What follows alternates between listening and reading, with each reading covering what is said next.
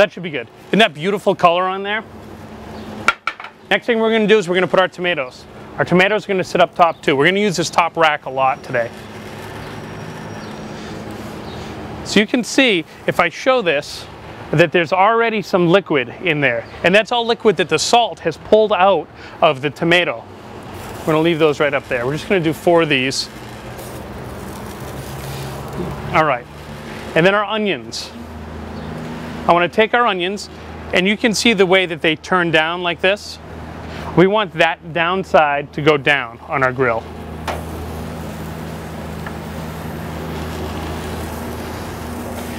Now, we're going to take them, and we're going to take a little bit of balsamic vinegar and sprinkle it right on top.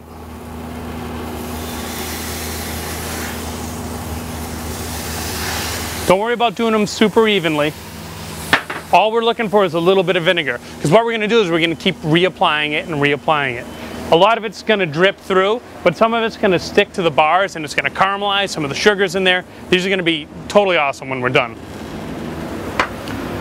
The last thing I want to do before we take a break is I want to throw on our bruschetta. Our croutons are going to be for our bruschetta. I want to spread those around. We're going to let those toast for a couple minutes. Go ahead and shut this, get this stuff cooking. We'll be back in just a minute or two. I'm going to pull off those bruschetta, and then we'll keep going with the rest of our stuff.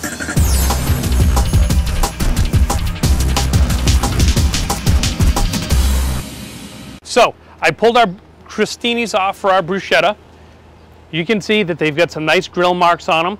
Some of them are a little more brown, but that's all right. It's all going to add to the flavor. We want something nice and crunchy. So I'm going to let these hang out right here. Take a look at our grill. On here we have our potatoes. Some of these little guys, I can smush them a little bit. Those are almost done. These potatoes here, I can push on them and they give just a little bit, but they need to get more tender before they're done. Our tomatoes, these little cups are starting to fill up with a little bit of liquid. Our skins have split and they dripped a little liquid out, but that's all right. If we have food under there, it's just going to help flavor the food. Our onions here are cooking really nicely. What I want to do though is I want to take them and flip them. I moved some up top because I don't want them to cook too fast. And you might look and say, wow, that's awfully black, but that's okay. What we're going to do is we're going to peel that off just like we're peeling the onion. We'll have our beautiful, flavorful onion there. So we're going to move these over to the side. I'm going to hit these with a little more balsamic vinegar in a minute. But before we do that, we're going to take our chicken tips and go ahead and put these on the grill. So you can see nice size hunks. Now I'm a big fan of using a pretty darn hot grill. Now you have to think about what you're cooking and do you want a super hot grill? I obviously made a conscious decision to cook these things up top because I want them to cook a little more slowly. But these I want to get nice color on. And one of the things that's cool about adding sugar to our brine, in this case we used our maple syrup, is it's going to help to caramelize our chicken. It's going to caramelize the outside of it, which is going to add more flavor. But the downside of that is it can also help us to burn our chicken. So we need to be aware of what we're doing. So I like to right away take one of the first pieces I put on and just take a quick peek at it and make sure we're not having any burning happen. And that looks perfect. Now I want to keep this all on this side because now I'm going to use this portion of the grill here to put our vegetables on. So we're going to take our zucchini and just lay them right on there. Same thing with our peppers. Get it all right on there. Now you see, look at all the different things we have on this grill. Doesn't that look beautiful, all the colors we have going on there? Imagine what it's going to look like on the plate. There's nothing that says a grill has to be for burgers and dogs, and that's it, or it has to be loaded up with one thing. A little variety is a good thing. Now I'm not overly concerned that that little piece of pepper touched the chicken. This is all going to get totally cooked over a while. So we're just going to let these be. I'm going to go ahead and put a little more balsamic on our onions. We're going to let these cook for a few more minutes, and then we'll come back. I'll show you how we'll stir these and check to make sure that these are done. So we've let our stuff cook for a few minutes. I tossed around our turkey tips once real quick, I did go and wash my tongs because at that point they had raw turkey on them. So I want to make sure, or chicken, excuse me. I wanted to make sure I got these nice and clean before we used them. So I just want to move these around. They're definitely not cooked yet.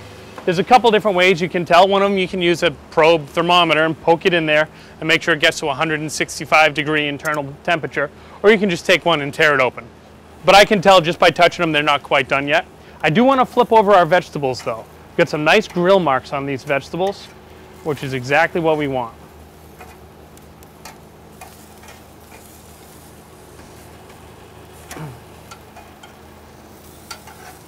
So if you like a little more color, crank up your heat a little more, or leave them on a little longer. If you like a little less color on there, less than this, then you can cook them up on the top rack. Like we learned, this is a lot less heat.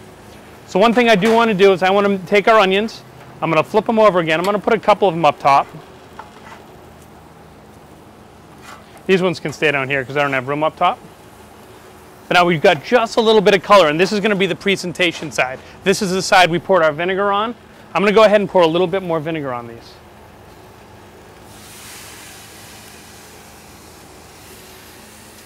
And at this point, I want to hit them lightly with a little bit of pepper, a little bit of salt. Because this is it. Those are going to get served just like that, so that salt and pepper isn't going to come off. Now, we do have our potatoes. Our potatoes are all done. The way that we can tell they're done is just by giving them a squeeze. They're very hot, so you don't want to hold them too long. But give it a squeeze, and you can feel, see how I left kind of a thumbprint in there? That's definitely done. So I'm going to take these. I put about half a stick of butter into this bowl.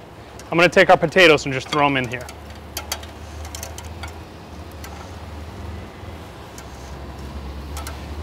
Now this butter's at room temperature, which is going to help it to melt. I lost one down here. But I'm going to go ahead, shut this now. But so we've got our potatoes there. I want to hit these with some pepper, fresh ground black pepper,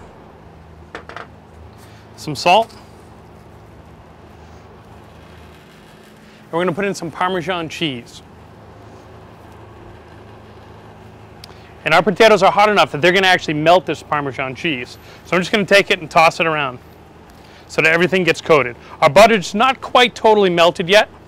It'll take another minute or two, but we're going to have this coating of buttery, cheesy, starchy, yummy potatoes that are going to be awesome. So those can just hang out there. The last thing I want to do is I have this bowl that has that fresh basil that I picked out of my garden. I picked out the stems, but I left it in pretty big pieces.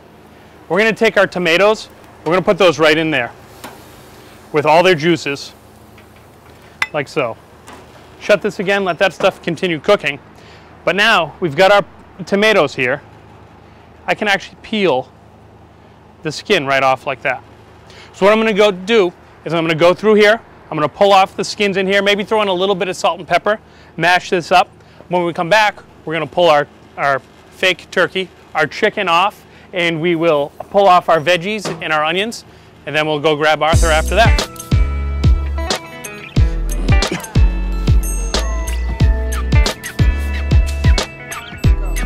All right, so I pulled our tomatoes out, pulled the skins off, just mashed them up just a little bit with our tongs.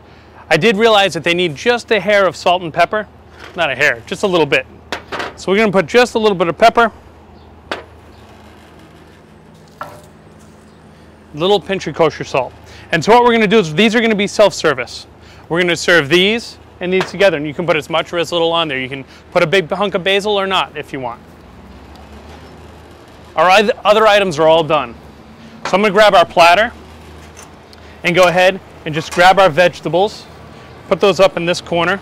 And I want to show the colored sides of some of them so that we have a nice contrast in color. You can see some grill marks on there. All right, our tips are all done. I tore into one and it's cooked all the way through. So we'll put these over here.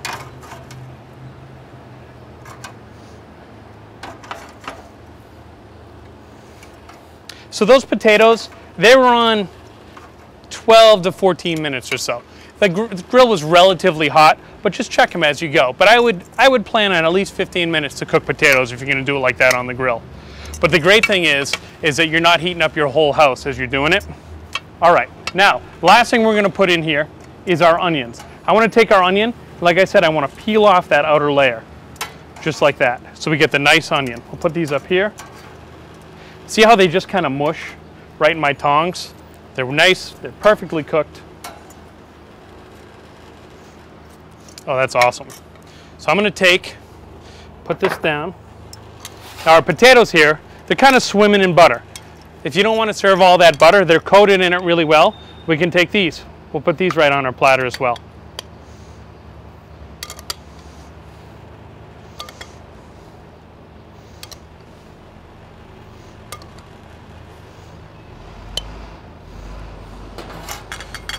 Take our bruschetta, stick this right on there like that.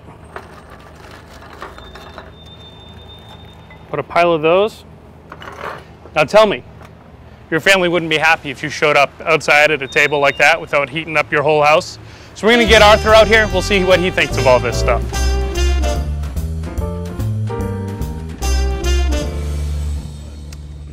Hey Arthur, good to see you. Welcome back. Hey, it's good to be here, especially on such a beautiful day. Always nice to have you. So we cooked outside today. I want to show you what we made. We made some balsamic glazed onions, which are really good. We just drizzled a little bit on as they cooked real slow. We've got our maple brine chicken tips. We were going to do turkey, but the turkey was expensive, so we changed our mind. We've got 3 different potatoes that we grilled. You got to check these guys out here. This is actually a purple potato, and it's purple fleshed potato. So you'll have to see how you like those. On the far side, there's some veggies that we grilled up, and these are tomatoes and fresh basil that I actually picked out of my garden this morning that we're going to put on some of these little crostinis here, like so. Now, how did you cook those? Those are right on the grill. Cut them in half, and I let them sit with the cut side up so that all the juices were kind of trapped inside. So your wife Donna hooked us up with these margaritas here. I think the right thing to do is to take a sip, make sure they're all right.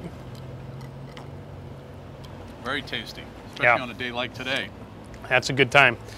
What are you going to try today? I'm going to try the purple potato first. All right, I'm getting in there too. Very tasty, and you couldn't tell it. Tastes like a potato, right? Yeah. It looks pretty cool. That's all natural. It wasn't grown with some special growth hormone or anything like that. What else are you going to try? I think I'll try the tomatoes you picked this morning. Oh, that's delicious. That's delicious. You can hear that crunch. Yeah. Let's try the chicken tips. Sounds good to me.